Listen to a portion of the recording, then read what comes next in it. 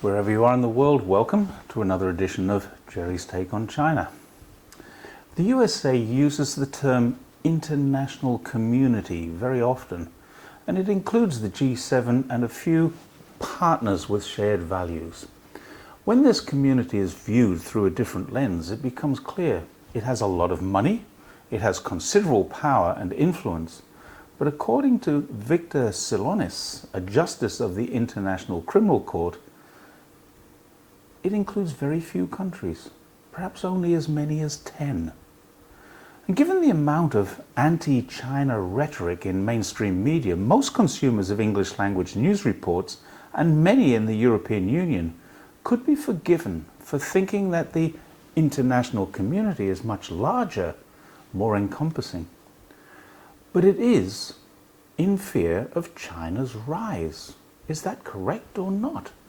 The same consumers are probably of the opinion that China is becoming increasingly isolated on the world stage, although recent and upcoming events indicate the opposite. We know about Secretary of State Blinken's visit to China. It was uncertain if that meeting would even go ahead, and it wasn't certain if it did how he would be received, but he came and he was treated with all the correct diplomatic protocols. He didn't achieve everything he wanted, though. High-level military dialogue will not restart just yet. And this is hardly surprising, as the chief of China's defense force, Li Shangfu, is still subject to US sanctions imposed in 2018. But Blinken did achieve his other main goal, which was to open high-level discussions so that Treasury Secretary Yellen can come and ask for China's help with their debt problem.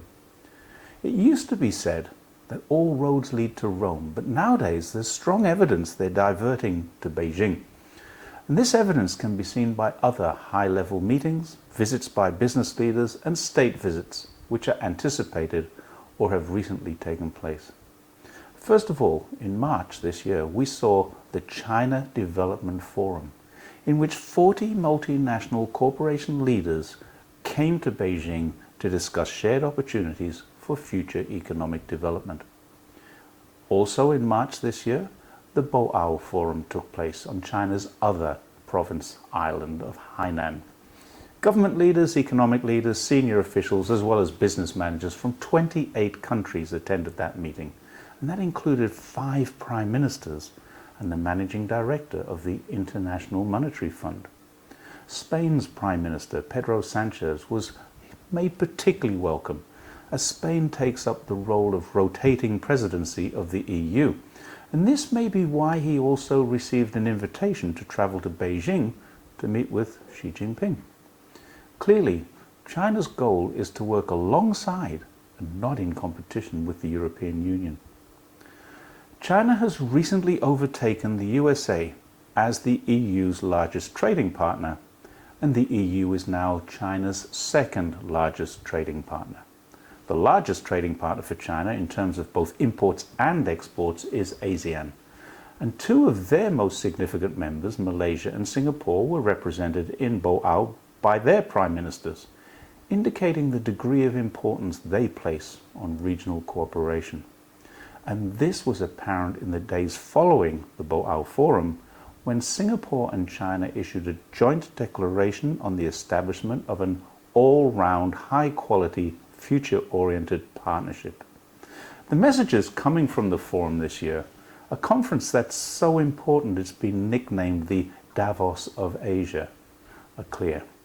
China is an anchor for world peace. A more resilient economic future is sought without succumbing to great power competition, and conflict in the region should be avoided at all costs.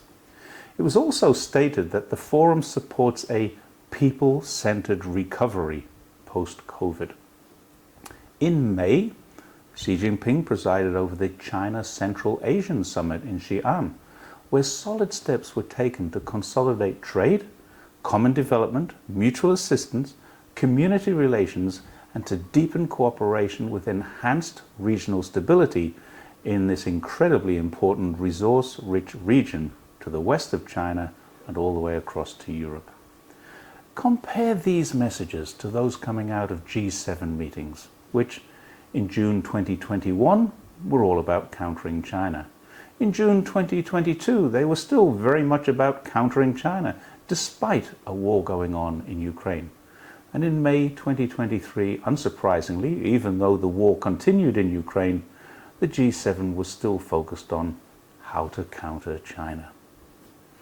If, like me, you're interested in peace and building bridges between our communities, please like and share this video, and don't forget to subscribe so we can keep growing the number of people who see and hear these messages.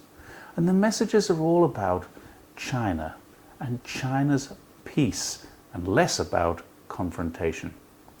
The recently negotiated agreement between Saudi Arabia and Iran in Beijing has helped bring about some degree of stability and normality to the Middle East, with most analysts agreeing the prospects for peace in Yemen and other Arab countries are a direct positive consequence of this deal.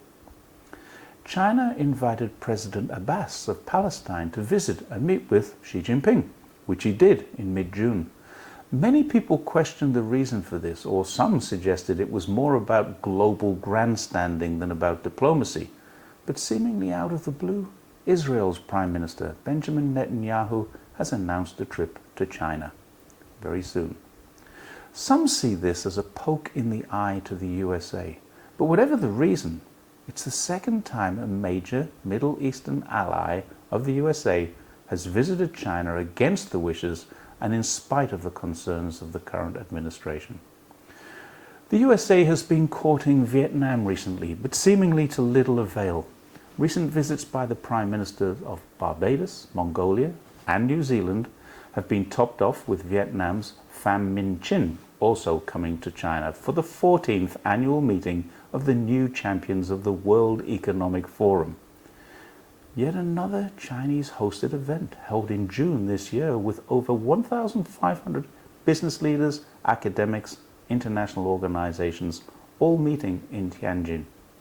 Prime Minister Pham Minh Chinn's visit and meeting with Xi Jinping followed and consolidates a meeting between the leader of the Vietnam Communist Party, Nguyen Phu Trong, and Xi Jinping in late 2022. China and Vietnam may have their neighborly differences, but few countries in the world are more acutely aware than Vietnam that the USA does not provide the solutions. As well as cementing relations regionally with ASEAN, China is showing diplomatic and economic success globally, from the South Pacific as far as New Zealand, where academics report that China's influence is growing with no strings attached, to the Caribbean, where leaders are looking for alternatives to US and UK dominance, and in Africa with visits from Tanzania's president late last year, and so far this year, the Ethiopian Deputy Prime Minister, the President of the Democratic Republic of Congo, the Eritrean President, and the President of the Gabonese Republic have all visited China. China, it seems, is nowhere near as isolated or feared as Western mainstream media would have us believe, and it seems the time is right for a new definition of the international community. Thanks once again for watching Jerry's Take on China, and I look forward to seeing you next time. Bye for now.